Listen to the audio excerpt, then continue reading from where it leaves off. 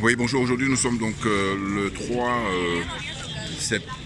octobre plutôt, excusez-moi, le 3 octobre 2021. Je suis ici posté à la place de l'Étoile. Hein. Derrière moi, vous pouvez voir l'Arc de Triomphe qui a été, emballé par des artistes. C'est ce qu'ils appellent de l'art contemporain. Bon, on aime ou on n'aime pas, mais en tout cas, voilà. Donc, je me suis posté ici comme j'ai pu le faire auparavant.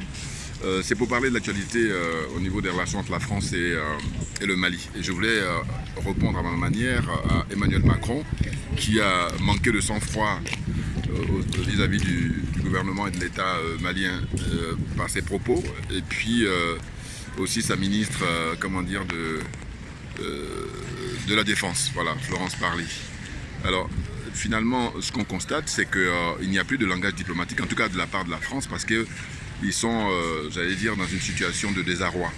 Parce qu'ils se rendent compte que la France-Afrique est fissurée, et on assiste à la chronique de la mort annoncée de la France-Afrique à travers les actes posés par les dirigeants maliens.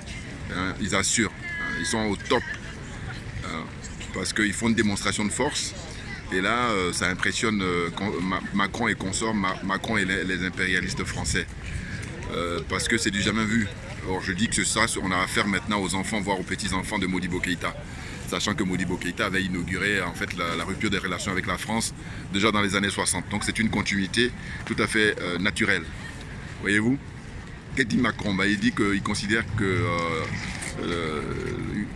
le gouvernement actuel au Mali n'est pas légitime. Vous vous rendez compte un peu,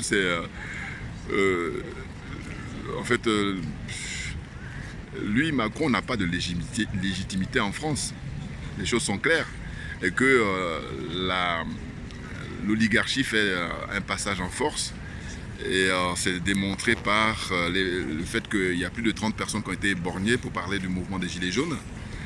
Et d'ailleurs, j'ai toujours dit dans mes vidéos que la France n'est pas démocratique. Et c'est peu que de le dire. En tout cas, comparativement aux pays européens. La France n'est même pas qualifiée. Elle est disqualifiée pour moi. Parce que les basiques qu'il faut avoir pour être qualifié, pour être considéré comme pays démocratique, n'existent plus. Et d'ailleurs, à l'occasion de la situation sanitaire, enfin soi-disant, la démocratie est enterrée en France, hein, définitivement. Alors qu'est-ce qui va être à l'origine de son réveil ou de son renouveau, on verra.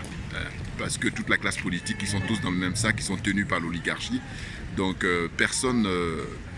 à la rigueur, peut-être quelqu'un comme François Asselineau, bon, je le dis ça très rapidement, mais il faut regarder la situation dans laquelle il est, et c'est la démonstration. Donc là, les autorités maliennes, franchement, c'est un coup de chapeau. Et puis aussi, je profite pour saluer le frère Kémy, Ben Le Cerveau. Ben Le Cerveau que j'ai pu découvrir, enfin je le connaissais comme ça de loin, mais j'ai pu découvrir à l'occasion de la manifestation qui a eu lieu justement au Mali, avec le mouvement Yerebolo et la députée... Amina Fofana, l'Amazone. Et bien Le Cerveau, quand je l'ai observé là, comme ça attentivement, et finalement je qualifie de force tranquille. Voilà, force tranquille. Et oui, impressionnant avec un charisme énorme. Et puis Kémy qui était venu là-bas en renfort, c'est excellent. Voyez-vous, donc là, les relations avec la Russie se confirment définitivement, puisqu'il y a eu la livraison de 4 hélicoptères, je crois, de chasse. Et c'est ça qui met les Français dans un état complètement à perdre tous leurs moyens, hein, parce qu'ils sont devenus vulgaires, hein, alors que le Premier ministre malien, quand il s'exprime là-bas à l'ONU, en fait, moi de mon point de vue, il fait comme font les Français depuis toujours. C'est-à-dire que les Français ont pour habitude d'insulter l'intelligence des gens, des Africains en particulier. Et là, lui, il insulte leur intelligence parce que quand il dit que la France a laissé le Mali en plein vol, mais en fait, eux, comme ils ont l'habitude de faire ce genre d'exercice vis-à-vis des Africains, ça les irrite à un point que vous ne pouvez pas imaginer. C'est la raison pour laquelle Macron, je vous dis, il traite les dirigeants maliens d'illégitimes. Et il souligne aussi que le président Ami Goïta, il a fait 2 coups d'État, alors que la différence c'est quoi? C'est qu'au Mali, jusqu'à preuve du contraire, depuis l'avènement des militaires au pouvoir, hein, qui ont renversé Ibeka, il n'y a pas eu de blessés, encore moins de morts. Les choses sont claires. Et ça, c'est à souligner à un plus haut titre. Voyez-vous? Alors que ce n'est pas le cas en France. En France, je vous dis, le mouvement des Gilets jaunes, c'est quelque chose, puisque il y a eu des blessés, il y a des gens qui sont même arrêtés arbitrairement, qui sont aujourd'hui détenus toujours dans les prisons françaises, hein, parce qu'ils ont osé demander qu'il y ait plus de démocratie en France, qu'il y ait le partage des richesses. Et rien que ça, eh bien, ils sont éborgnés, ils sont, comment dire, agressés, ils sont mutilés. Hein. Vous vous rendez compte? Et là, lui, il veut continuer à donner des leçons. Et d'ailleurs, ce qui est intéressant dans l'actualité, on constate qu'il y a un pays, en l'occurrence l'Algérie, qui a fait une démonstration aussi de force, on ne peut plus clair, en interdisant le survol de son territoire par les avions de chasse militaires français. Voilà, rien que ça. Et là, les autorités algériennes, à travers cette décision-là, ils montrent qu'ils sont souverains. Voilà. Ce qui n'est pas le cas de la zone CFA, la zone des aliénés, la zone des complexés, la zone des corrompus. Et ils doivent prendre des leçons aujourd'hui au XXIe siècle. Heureusement, pour sauver l'honneur, on a la République centrafricaine avec le président Touadéra, et puis là, suivi par les autorités maliennes, la junte militaire, Ami Goïta, très grand monsieur, qui ne parle pas du tout, ou du pas dit qu'il ne parle pas beaucoup, et il a bien raison parce qu'il a du travail, et donc il n'a pas le temps, parce que c'est toujours la même histoire. Macron, là, démontre que la France est perdue, parce qu'il a plus affaire à une vieille génération de gens comme Alassane Ouattara, des gens comme Macky Sall, des gens comme Sassou Nguesso, tout ça, des francs-maçons, qui sont aliénés, mais le mot est faible pour eux, il faut trouver un autre terme beaucoup plus fort, comme je le dis très souvent. Donc on est dans cette situation-là, et je dois dire que nous, en tant que panafricains, on se réjouit. C'est clair, on se réjouit. Pourquoi? Parce qu'on a un tournant très, très important de l'histoire africaine, de l'histoire de l'Afrique francophone, qui est, comment dire, pris en otage. Les pays africains, la zone francophone, sont pris en otage par la France depuis belle lurette. Et maintenant, là, elle est en train de se rendre compte que ça y est, c'est la fin. Et comme disait un frère, là, elle a dit quelque chose de très juste, que j'ai lu dans les commentaires des vidéos qui sont faites par les uns et les autres. Il y a un frère qui a dit que la France, en fait, dans tout ça, avait prévu, comment dire, le début de ce qu'elle inflige aux Africains, mais elle n'avait jamais prévu la fin. Et je dis, c'est tellement vrai, c'est tellement vrai. Mais ce qui se passe, c'est quoi? C'est que, en fait, c'est pas les Français d'aujourd'hui. C'est plutôt les Français du 16e, 17e et 18e siècle qui, eux, ont travaillé, qu'on le veuille ou non, ils ont travaillé, parce que c'est pour l'intérêt de leur peuple. Et c'est à ça que profitent aujourd'hui, au XXIe siècle, les Macron et consorts. Voilà. Sauf qu'eux, ils n'ont pas compris que maintenant les choses ont changé et qu'il va falloir. On va les y obliger, on les oblige déjà. Ce que font les autorités maliennes, mais c'est une forme d'obligation. En disant, vous n'aurez plus le choix. C'est nous qui allons décider maintenant avec qui on va commercer, avec qui on va échanger. Et ce n'est pas à vous de dicter qu'est-ce que nous devons faire, qu'est-ce qui est bien pour nous.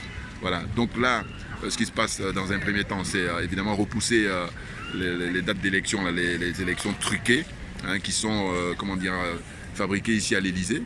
Et puis, dans un second temps, donc il est question de récupérer l'ensemble du territoire malien. Ça, c'est vraiment la priorité absolue. Et puis garantir la sécurité, garantir l'intégrité aussi bien du pays que l'intégrité physique des Maliens. Et ensuite, maintenant, sortir du franc CFA. Ça, c'est l'étape prochaine, et qu'il ne faut pas comment dire, oublier. C'est très important.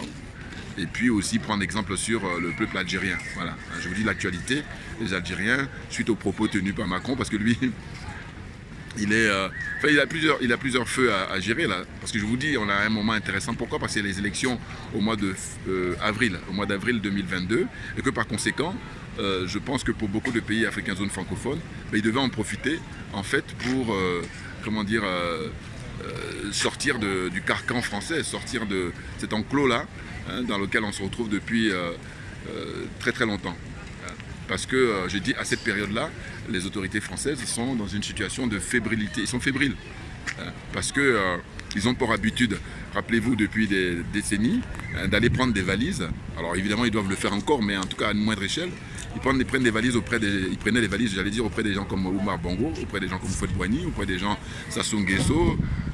Tous ces gens-là, ils leur donnent de l'argent pour venir battre leur campagne. Vous vous rendez compte?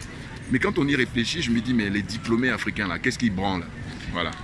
Parce qu'il y a matière pour se poser des questions, à savoir pourquoi l'Afrique doit être condamnée à être piétinée par la France, à être humiliée par la France, et puis vous autres, vous ne pensez qu'à vos miettes et puis vous faites le sale boulot. Parce que c'est ce que veut la France. Vous voyez? C'est ce que souhaite la France, et éternellement, définitivement. Sauf que la nouvelle génération a dit basta. Voilà, on va prendre les choses en main maintenant, et puis on va se battre pour servir l'Africain d'abord en priorité, et les autres viendront après. Comme font d'ailleurs tous les autres peuples, naturellement. Vous voyez? Donc là, c'est un désarroi complet qu'on peut observer de la part de l'attitude de M. Emmanuel Macron. Il est perdu, ils sont tous paumés, ils ne savent plus à quel sein se vouer, parce que naturellement, dans le passé, ils ont tué dans l'œuf, comment dire, dès qu'un dirigeant africain essayait de s'émanciper. On a, pour le compte, des assassinats des leaders africains, des pères de l'indépendance. On cite toujours des gens comme Patrice Lumumba, des gens comme Modibo Keïta, des gens comme Sylvanus Olympio, Amilcar Cabral. Enfin, la liste est longue, comme vous savez, les pères de l'indépendance, c'est-à-dire ceux qui se sont sacrifiés pour l'intérêt général, pour la dignité des Africains. Voilà. Et non pas les nègres de maison qui sont là, qui roulent que pour eux-mêmes. Et ils ont aidé les Français à nous mettre dans la situation dans laquelle nous sommes aujourd'hui, malheureusement. Mais tout compte fait, il faut rester optimiste parce que toute chose a une fin, on arrive à la fin de la France-Afrique. C'est de ça dont il s'agit, c'est une réalité et on va la fêter le moment venu. Voilà, donc là je vous dis, je me suis mis symboliquement à la place, comment dire, Charles de Gaulle, c'est l'Arc de Triomphe qui est derrière moi, voilà. Et on va célébrer le moment venu le départ de toutes les bases militaires françaises en Afrique, notamment au Mali. On va dire même qu'à commencer par le Mali et puis ensuite les autres pays suivront. Voilà, merci à tous pour votre attention, on lâche rien. Et on est toujours aux aguets, on est toujours au taquet. Voilà. Merci pour votre attention et à très bientôt. Merci bien.